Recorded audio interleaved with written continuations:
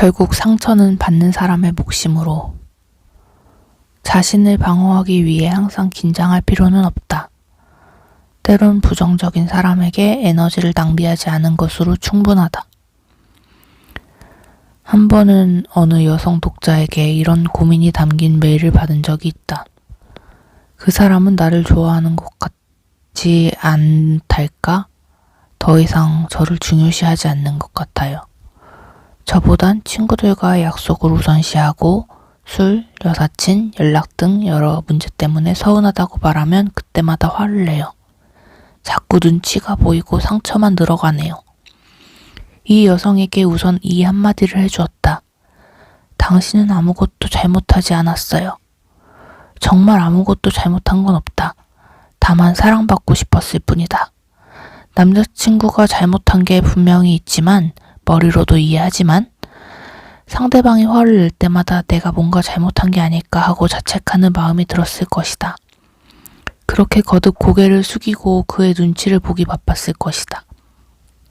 이런 일들이 반복될수록 본인의 자존감만 떨어지고 관계는 엉망이 될 뿐이다. 이쯤에서 상처받은 나를 돌보아야 한다. 왜 그렇게까지 고민을 해야 하고 왜 먼저 연락을 해야 하고 가슴앓이를 해야 하는지 생각해봤으면 한다. 왜 이런 사람과 만나고 있는지도. 사랑은 상대방과 나 둘이서 하는 것이다. 그런데 하필 왜 나만 고민하고 애쓰고 가슴앓이를 해야 할까?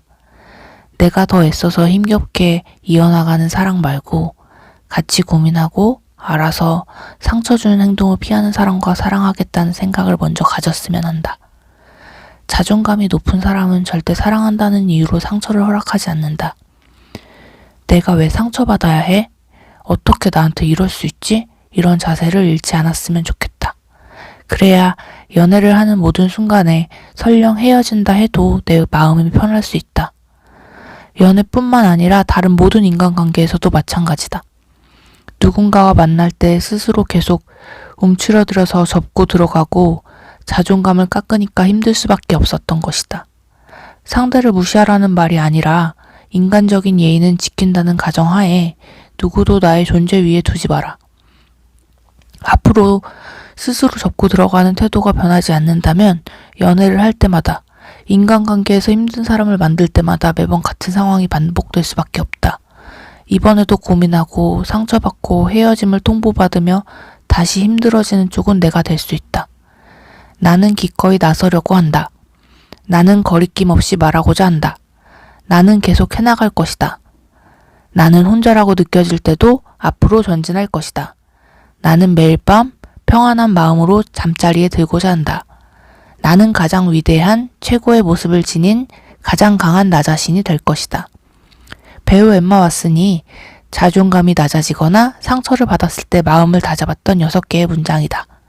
이 문장들처럼 나를 지켜야 할 순간에 기꺼이 나서고 필요할 때는 거리낌 없이 말하며 앞으로 전진해 나간다면 남이 준 상처 때문에 힘들 일은 줄어들 것이다. 그 누구도 나의 자존감을 잃으면서까지 만나야 할 사람은 없다. 고민할 필요도 없다.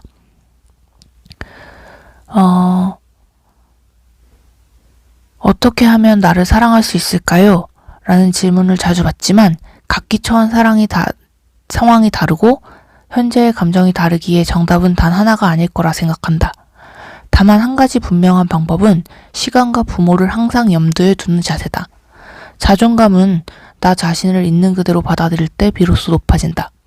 나의 장점과 단점 모두를 세상의 눈으로 판단하지 않고 그 자체로서 받아들일 필요가 있다.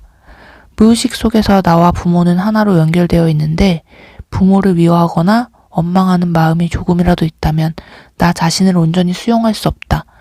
내면에서 스스로 나를 거부하게 되기 때문이다.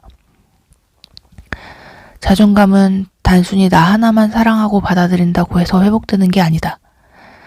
나를 둘러싼 가족과 환경을 그대로 받아들이고 그들을 온전히 사랑해야만 한다. 지금 내 나이일 때 부모의 얼굴을 한번 떠올려 보라. 그때는 지금처럼 새치도 많지 않고 병원도 자주 찾지 않았을 것이다. 좀 더 건강해서 어디가 아프다는 말도 불편하다는 말도 거의 할 필요가 없었을 것이다. 그러나 시간은 기다려주지 않고 끊임없이 흘렀고 나를 낳고 키우는 동안 부모는 현재의 나이 든 모습으로 변해버렸다. 잊지 말자. 나는 어머니의 자부심이다. 모자르고 부족한 자식이 아니다. 드라마 미생에서 주인공 장그래는 자신감이 떨어질 때 이 말을 읊조린다. 정말 그렇다. 나는 부모가 시간과 젊음을 바치면서 소중하게 지켜낸 사람이다. 정말 나 자신을 사랑하고 싶다면 내가 그토록 가치 없는 사람인지 생각해 봤으면 한다. 부모는 결코 가치 없는 존재로 살라고 나를 낳고 오랜 시간 희생한 게 아니다. 시간과 부모, 이 두 가지를 자각하고 자신을 진정으로 사랑하기 전까지는 타인 역시 누군가를 좋아하게 됐더라도 항상 나를 놓아선 안 된다. 사랑을 하더라도 그보다 우선시되는 내가 존재하느냐가 훨씬 중요하다. 너를 너무너무 사랑해. 그런데 너보다 나를 더 사랑해. 라는 마음으로 사랑하면 아무리 좋아해도 절대 상처받지 않는다. 이토록 소중한 내가 주는 사랑을 감사하게 받을 줄 아는 사람이 분명히 있다. 그렇게 내가 사랑하는 것만큼 사랑을 돌려주는 사람과 행복감을 느끼면서 맺는 관계가 진짜 관계다. 감정이 이끄는 대로 여러 사람을 만나보며 다양한 시행착오를 거치면서 자신에게 맞는 관계관을 형성해 나가는 것이 무엇보다 중요하다. 사랑에도 대가 지불이 필요하다. 본인에게 자신이 없어서든 누군가를 만날 기회가 주어지지 않아서든 어떤 이유로 다른 사람과의 만남을 미룬다면 그만큼 나에게 맞는 보물 같은 사람은 찾을 수 없게 된다.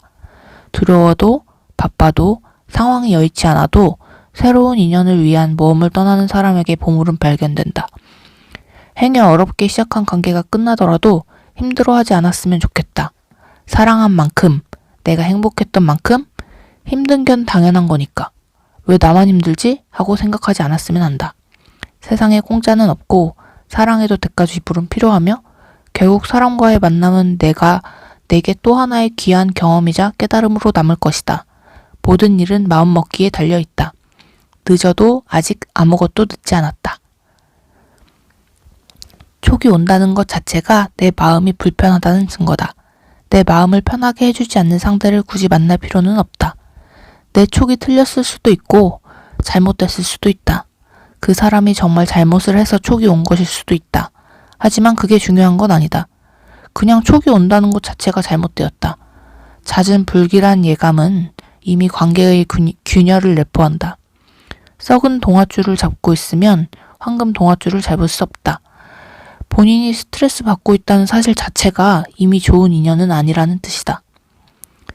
잦은 트러블로 지쳐버린 당신에게 다툼이 시작될 것 같을 때, 또다시 감정이 울컥 치밀어 오를 때, 화를 내기 전에 잠깐 멈춰서 무엇 때문에 마음이 불편한지 스스로 짚어보는 여유도 필요하다. 요즘 들어 자주 다투고 트러블이 생긴다면 상대를 바꾸려고 하기 전에 나부터 변하고 깨달아야 한다. 트러블은 상대방을 내 기준에 맞추려고 하기 때문에 발생한다. 하지만 결코 타인은 타인을 바꾸지 못한다. 타인 덕분에 내가 나를 스스로 바꿀 수 있을 뿐이다.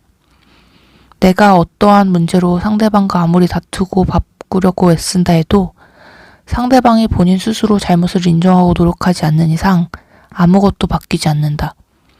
그러므로 다투는 과정에서도 나는 잘못을 인지할 기회를 줄 뿐이고 그 기회를 잡는 것은 너의 몫이며 그 기회를 놓치는 것도 너의 몫일 뿐이다 라는 자세를 갖는 것이 중요하다.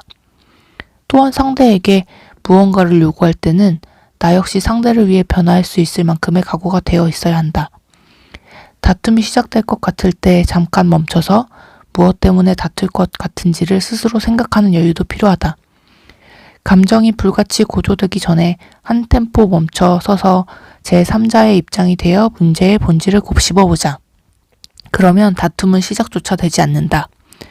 만약 다투게 되더라도 그 순간에 모든 문제를 다 해결하려 들지 않는 편이 좋다. 남녀 간의 어떤 문제도 그 짧은 순간에 화가 풀리고 해결되는 것은 없다. 분을 사귀고 서로 이성적으로 말이 통할 때 무엇 때문에 다투게 되었는지 대화하도록 하자. 행복하기에도 아까운 시간을 트러블 때문에 감정 상하면서 보낼 이유는 없지 않은가. 그렇게 내가 이해하고 노력했는데도 잦은 다툼이 발생한다면 그 사람은 나로 인해서 변할 생각이 없는 사람이다. 이게 가장 명쾌한 해석이다. 나로 인해서 그 사람이 변할 여지가 있고 용기가 있는 사람이었다면 애초에 그렇게 싸울 일조차 만들지 않았을 것이다. 그럼에도 계속 트러블이 생기게끔 행동하고 나를 불편하게 하고 마음 상하게 하는 일을 반복한다는 사실은 상대방이 나를 중요하게 여기지 않거나 나에게 잘해주고 싶지 않거나 본인 스스로 잘못을 깨닫지 못했음을 뜻한다. 즉, 내게 좋은 사람이 아니라는 말이다. 그러니까 싸우고 화해하는 일들이 자주 반복되는 상황 자체가 틀렸다고 확실하게 말할 수 있다. 자주 싸우는 것은 이미 잘못된 관계라는 신호다. 연애를 잘못하고 있다는 증표다. 대부분의 행복한 커플은 싸울 일 자체가 그다지 많지 않다. 사람을 바꾸려고 하지 말 것. 어차피 바뀌지 않는다, 절대로. 바뀌겠지 하면서 6개월, 1년 만나다 보면 나만 더 힘들어질 뿐이다. 괜한 희망으로 시간 낭비하지 마라.